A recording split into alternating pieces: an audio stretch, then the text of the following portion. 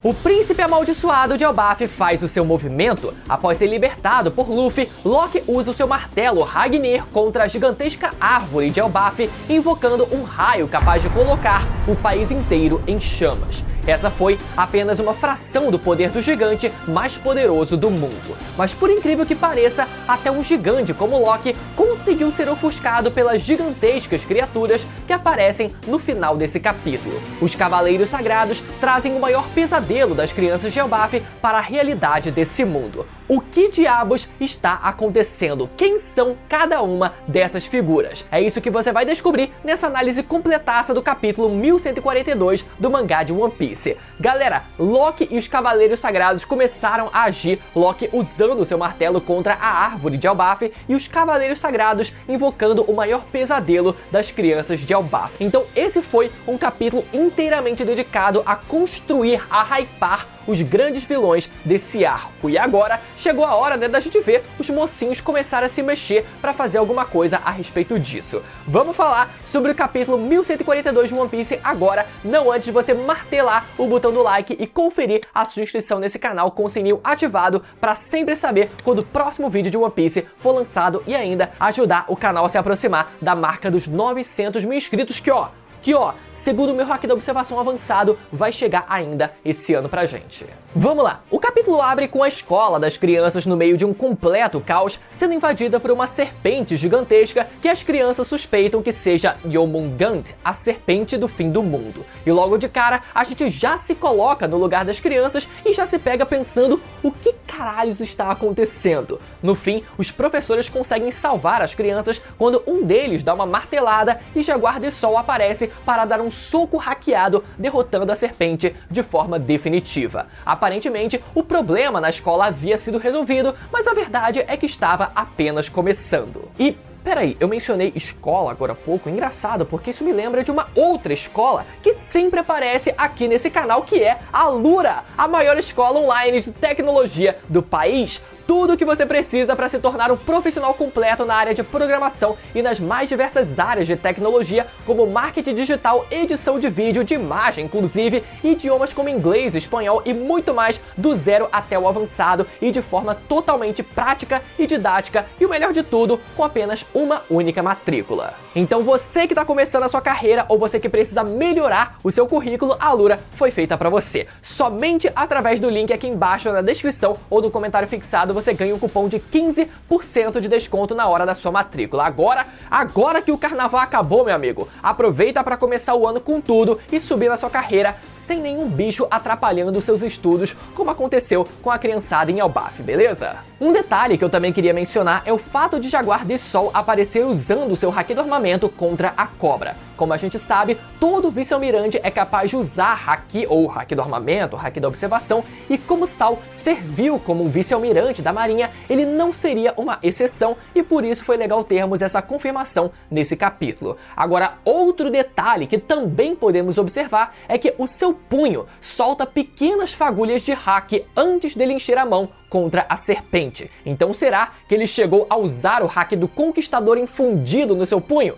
Olha, galera, convenhamos, né? Isso é extremamente improvável. É mais fácil ele só ter dado um soco com o haki do armamento bem dado mesmo e as fagulhas de haki que vemos saindo dos seus punhos seja meramente um resultado do atrito dele serrando o punho com muita força. Tanto que isso foi consideravelmente diferente do que vimos Lock demonstrar nesse mesmo capítulo, mas isso a gente vai conversar daqui a pouquinho. Logo depois, vemos as crianças e os professores se reunindo para tentar entender o que diabos estava acontecendo. Podemos ver que um dos professores foi totalmente abatido, até que os adultos avistam uma penca de crianças sonâmbulas caminhando para longe da escola. Podemos ver inclusive uma seta na imagem que sabemos se tratar das habilidades da Gunko, que consegue criar essas setas que funcionam como vetores de movimento e que forçam seus alvos a seguirem uma determinada trajetória pré-estabelecida. E como vimos nos capítulos anteriores, Gunko e os Cavaleiros Sagrados têm a intenção de sequestrar as crianças de Elbaf,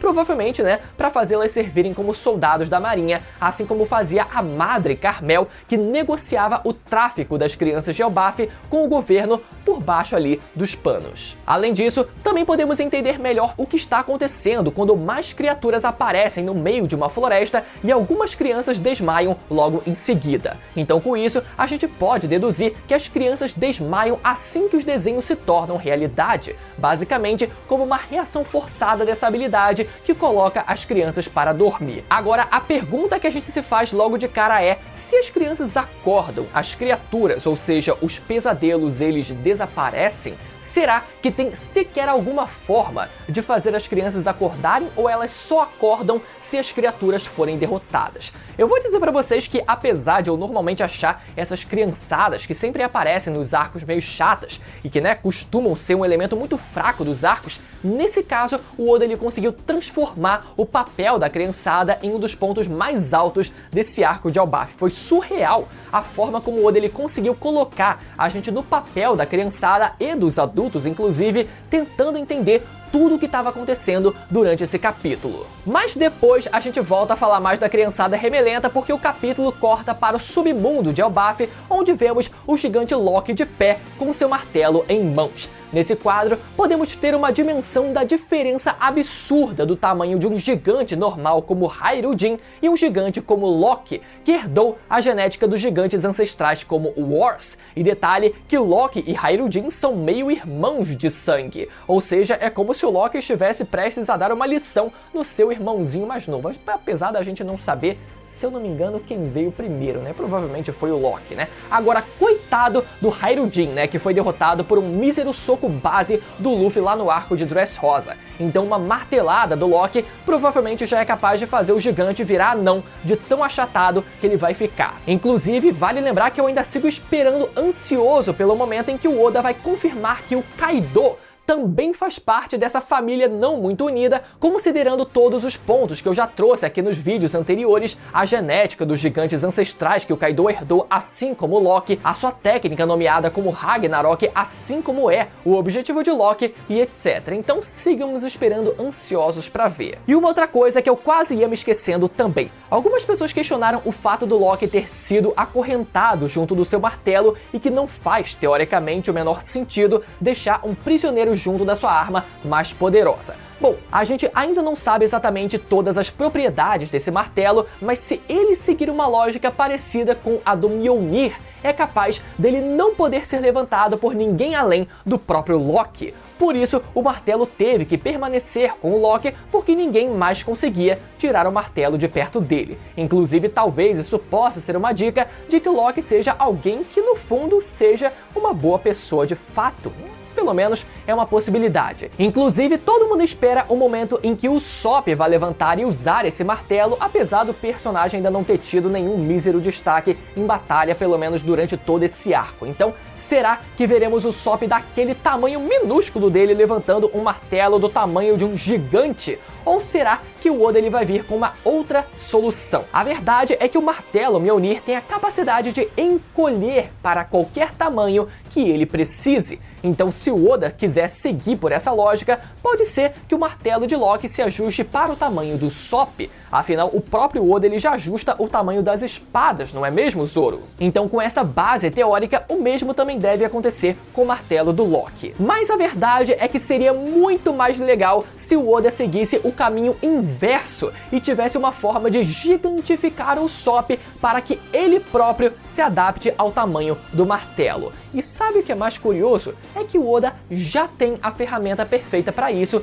e ela se chama Jory Bone. Sabemos que Bone é capaz de alterar a aparência física dela própria e de outras pessoas, considerando qualquer futuro alternativo. Então, caso ela imagine um futuro em que o Usopp tivesse nascido como um gigante, isso poderia muito bem se realizar na prática. Então sim, o Oda ele tem a faca e o martelo na mão para fazer isso acontecer. Anotem o que eu tô dizendo para não ficarem: ai, você tá mentindo, isso nunca vai acontecer. Mas porque isso vai acontecer, galera. Isso com certeza vai acontecer e a gente vai ver o Usopp gigantificado pela Bonnie segurando o martelo de Loki. Puta que pariu! E eu nem tô falando do próprio Luffy, que esse é óbvio que uma hora quando enfrentar o Loki também vai usar sua forma gigantificada no Gear 5. Mas voltando, na sequência vemos Loki usar o seu martelo para martelar o martelo martelão, invocando um raio gigantesco que atravessa a árvore de Elbaf, causando um incêndio de proporções gigantescas logo de cara. E isso tudo ainda estando acorrentado com Kairosek em uma de suas pernas e ferido pelos Cavaleiros Sagrados.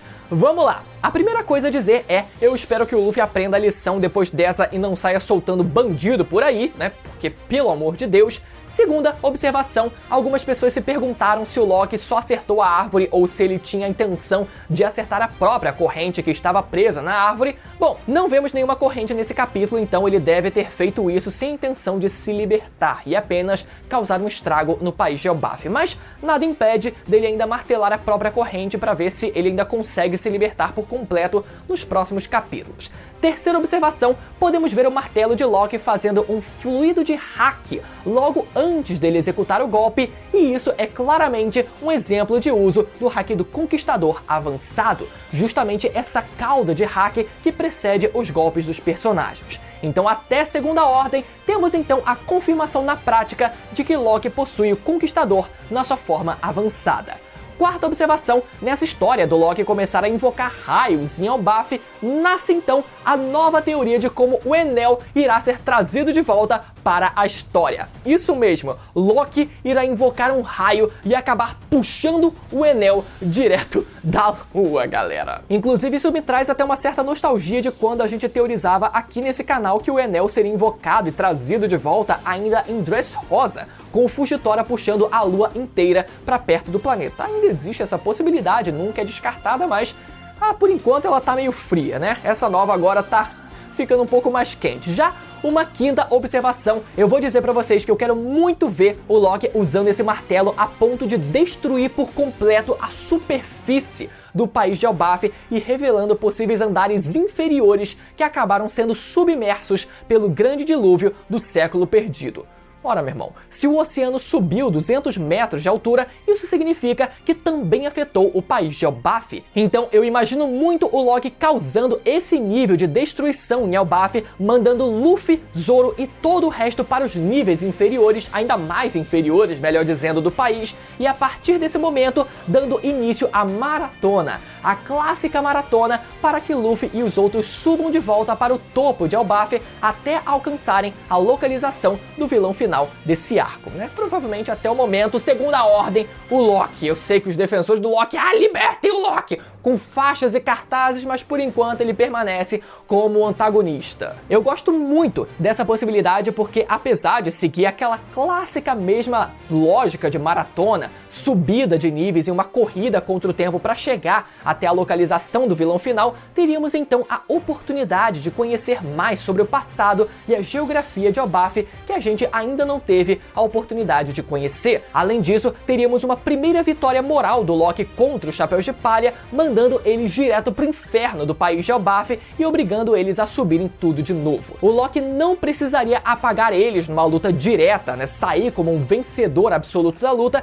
mas mandar eles pra longe e sair moralmente superior dessa batalha, exatamente como já vimos acontecer 1 milhão de vezes em One Piece. Assim como, por exemplo, aconteceu no arco de Dressrosa, quem lembra, né, quando o Luffy tava lá pra enfrentar o Doflamingo dentro do castelo e o Doflamingo consegue arrumar um jeito junto da sua pica, né, literalmente do pica, pra mandar eles pra baixo do castelo, mover o castelo do lugar e começar aquela corrida infernal toda de novo, pra depois o Luffy tentar subir o castelo e aí sim eles começarem a batalha final. Bom, é o clássico de One Piece e talvez isso se repita aqui em Elbaf também. Dessa forma, o Oda ele consegue hypar o Loki nesse momento em que ele é para ser hypado pela história e ainda estender o arco por mais algum tempo. No caso, fazendo o Luffy enfrentar o Loki mais de uma vez ainda durante esse arco. Mas, por enquanto, vamos ter que esperar os próximos capítulos porque voltamos para o plot da criançada, onde vemos um flashback delas dizendo e desenhando seus maiores medos, até que nas últimas páginas podemos ver que todos esses medos acabam de ser materializados na realidade. Galera, que página dupla, hein? Mais uma página pra gente se deliciar com uma série de teorias aqui nesse vídeo. Então, vamos lá, Com calma, a primeira coisa a ser esclarecida é que esse parece ser o poder do Cavaleiro Sagrado chamado Kirin Han. O seu poder, na prática, parece ser capaz de trazer para a realidade o maior medo das pessoas, no maior estilo bicho-papão mesmo. Agora, um detalhe que eu queria chamar a atenção é para o conceito da figura do Kirin. Essa figura, para quem não sabe, é dita ser uma criatura encantadora por sua caridade, generosidade e grande respeito à vida. Ele tem uma enorme compaixão pelos jovens e puros de coração, não tolerando aqueles que abusem destes. Ele nunca irá tirar a vida de um inocente e também os protegerá de qualquer ameaça.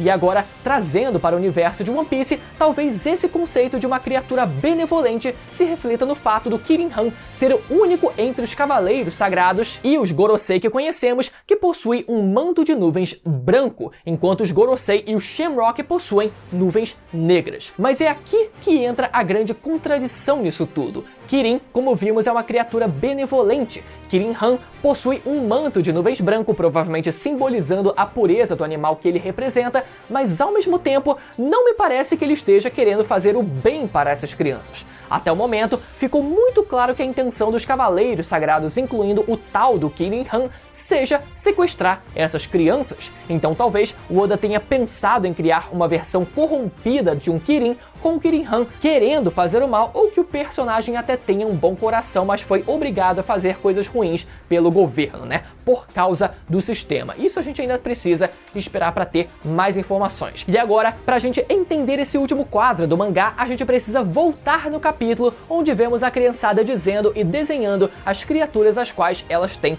medo. Vemos então elas mencionarem fantasmas, tempestades, a própria mãe, o Loki e criaturas míticas como Fenrir, olha só a dica, hein? Fenrir, Jomungand, Nidhogg, Draug e o próprio Nika. Beleza. Todos esses aparecem no último quadro, então vamos apontar cada um deles individualmente. Da esquerda para a direita, a primeira imagem que vemos parece ser a de um fantasma, somado a outro um pouco mais para o lado que também parece ser outro fantasma. Beleza, mais à direita podemos ver Nika com seu escudo e espada em mãos com um sorriso diabólico, detalhe que ele tem uma barba nessa imagem, então será que Nika ou Joy Boy no passado possuíam barba também? Logo abaixo deles podemos ver o Draug, que é um morto-vivo da mitologia nórdica, detalhe que a palavra também significa fantasma e podemos ver fantasmas nessa mesma imagem, mas como esse nome se trata mais especificamente de um morto-vivo, então temos esse terceiro elemento aí.